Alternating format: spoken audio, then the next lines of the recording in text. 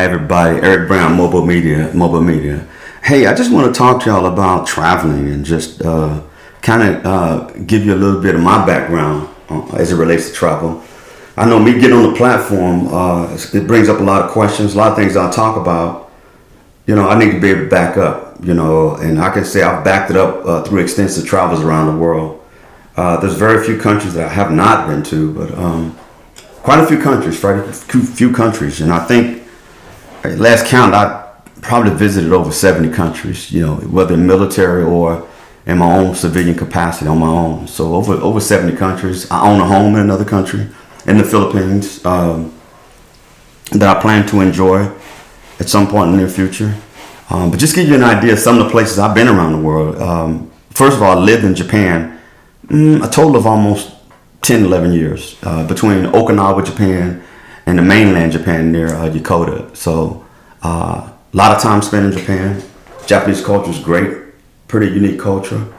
But just to give you an idea of some of the other countries, I got a list here. I got Korea, Japan, China, Germany, Europe, Spain, Philippines, Mexico, the Caribbean, Alaska, Kenya, Somalia, other places in Africa. I've been to a number of, obviously, just about all the states in the U.S. Been to Hawaii, been to Guam, the Azores, Germany, Italy, next week I'll be in the Greek Isles.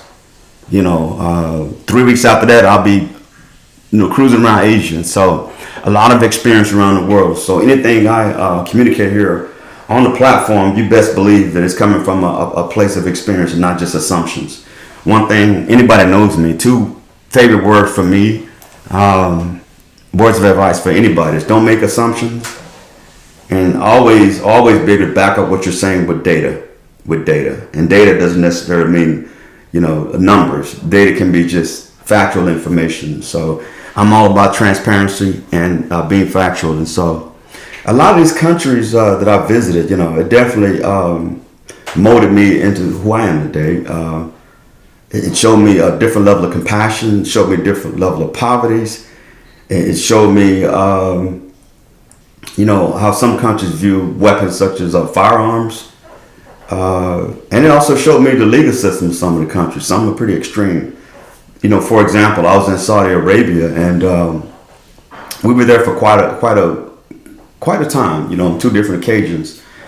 And I never forget, we were in Saudi Arabia, and it was like a Saturday morning or something like that. And you hear all this noise outside your hotel window in Saudi Arabia. So look out the window and you hear noise. You see people kind of congregating or heading toward a direction. But long story short, what that was that Saudi has public executions where they actually take a person and chop their head off in a public square, and they'll invite you over to look at it. The thing is, with the military guys, when we went there, I didn't go to see this. I don't think I could stomach anything like that. But some of the military guys were saying when they went, the Saudis actually pushed them up to the front. They pushed the American military guys up to the front, and women, because they wanted them to see what they did to folks in their country that did the same type of crimes they do in the U.S. Crazy stuff, but it's real talk. They don't mess around. They will take your life in a minute. Don't get caught with drugs in Indonesia or Thailand. You will sit in an Indonesian or Thailand jail cell. The foods of different countries. To say I've opened my palate, my taste buds have definitely experienced some unique things. Everything from, spicy foods in Korea, to eating the raw seafoods in Japan, sushi, things like that. So, a lot of good experiences during travels. If I had to say there was a negative to the travels, the negative, I think, is coming back to the U.S. and realizing things here can be better. And I know a lot of folks who are gung-ho, patriotic U.S. I'm an American, but I'm telling you right now, we could do things better. And some of the other countries are, they're setting examples for us. For example, in Japan, the law enforcement folks there, they don't carry guns. I mean, they pull you over, they got a wand. The wand is a stick in your car they can smell and tell if you've been drinking. but the one also is to beat you upside the head if you act crazy. So I'm not saying that'll fit with our society, 'cause obviously our society is flooded with firearms, with guns. But it's interesting to know that some countries don't look at guns the same way we do. They don't freely carry them around, and it almost takes an act of God to get a gun. So yeah, interesting times overseas. One of my most memorable experiences overseas, I think, was the first time I went to Africa, which I'll talk about in a different video. But being an African American young black man, I think I was probably 20, 22, something like that. But to go from Texas, straight from Texas to Africa, in the land in Kenya, and those doors open on that plane, man, I can't tell you the experience that I felt. Like I said, I'll get into more of it in another video, but it definitely rocked my soul. It rocked my soul because it opened my eyes that there were people that looked like me, and they actually had, regular society. You know what I'm saying?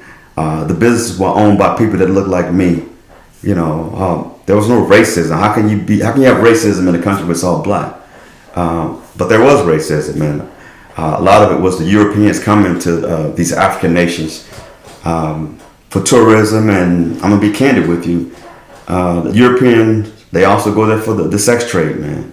European women love the African men over there. I'm being real. I'm not even tripping on that. But yeah, interesting times over there.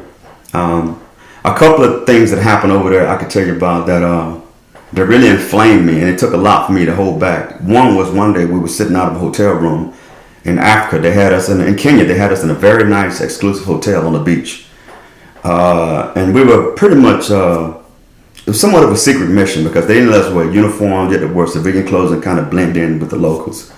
Well, one day when it was time to go into the military base, because we were using the Kenyan military base, and they had a shuttle to pick us up. So we sat outside the hotel, we waited on the shuttle to pick us up, and I walked off somewhere, I think, to get some water, juice, or something.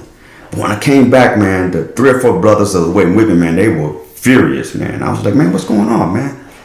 They literally said they were sitting there waiting on the shuttle, and a European white lady came over to them and started yelling at them and chastising them for not getting her bags.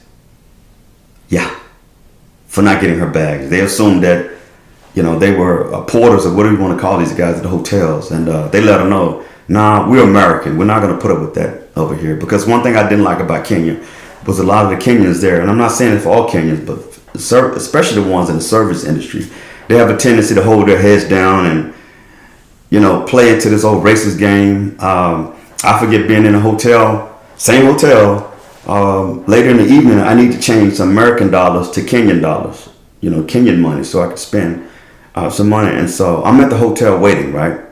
I'm sitting at the desk. It's only me. Nobody else at the desk. And there was this Kenyan guy, African guy, on the phone. So I'm waiting till he gets off the phone. Lo and behold, another white guy comes in behind me while I'm standing at the desk. White guy comes in behind me. Remember, I've been there 10, 15 minutes waiting for this guy to get off the phone.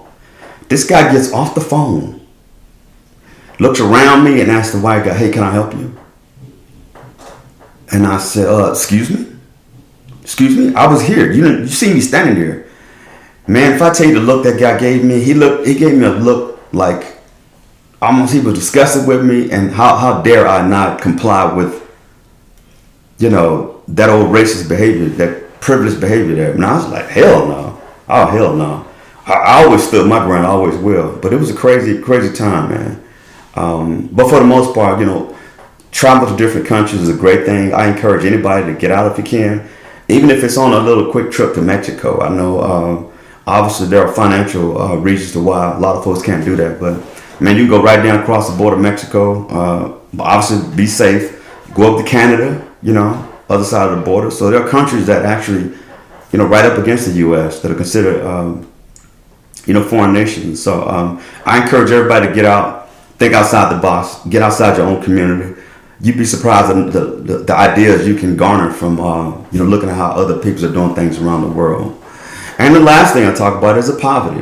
One of the things travel has done for me is awaken me to what poverty truly is. And I will tell you, and I'm not trying to knock anybody that's going through anything here in America, but our definition of poverty is much different than the definition of poverty in overseas locations, particularly the so-called third world countries. I don't know where the third world came from. Where's the second world?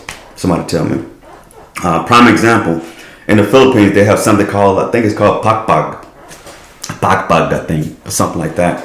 And what this is where you have poor people going and digging in trash cans. They'll go behind a restaurant or something, get in a trash can. Let's say it's a chicken restaurant and they serve chicken. Well, they'll go back there and get all this chicken meat that people have eaten off of and the bones and everything. They'll take this stuff back to their neighborhoods. They'll wash it, clean it up, put more seasoning in it, and resell it like regular food at a food stall. I'm not kidding you. And it's a well-known fact that this happens. When I first saw it, I was disgusted by it, but then I had to think about what happens when you go into survival mode as a poor person. You're going to do what you got to do. Hell, that's no different from, I mean, me growing up, hell, I was raised on sugar sandwiches. Somebody explained to me how you can make a sugar sandwich. Mayonnaise sandwiches, ketchup sandwiches, syrup sandwiches, bologna sandwiches, just the bread.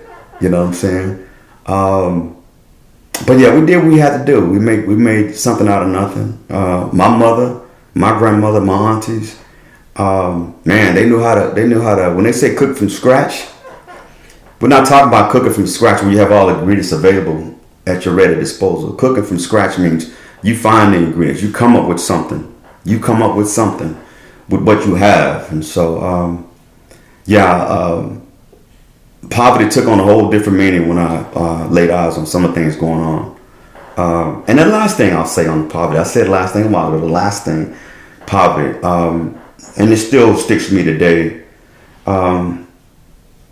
The cemeteries in the Philippines, particularly in Manila, there are people that literally live in the cemeteries. And if you don't believe me, go Google it. Just go Google families living in cemeteries, Manila, or people living in cemeteries, Philippines. Go Google it. Google it. You need to see that. You need to see what it looks like to sleep on top of a crypt, or someone to make a house out of bodies around them and crypts and things like that, where bodies are laid to rest. And they're cooking in there, and they're selling food in there, and they're sleeping in there, and they're bathing in there within a cemetery. So I encourage you to go look at this, because I think it needs to spark it needs to spark your conscience. Your conscience needs to be sparked, I think. And I think with this one, I've had some people look at it and say they couldn't even finish the video, man. They were just so shocked. It just really changed the whole comprehension of poverty. And so, but some of the best people, man, some of the best people are those that are impoverished, because they have nothing to lose. All they have is smiles, and they do a lot of it. And so God bless those folks that are impoverished. Please, if you get a chance, get around the world, do some traveling, explore the world, get outside your own world, get outside your communities. And it's one world at the end of the day. Y'all take care. Bye.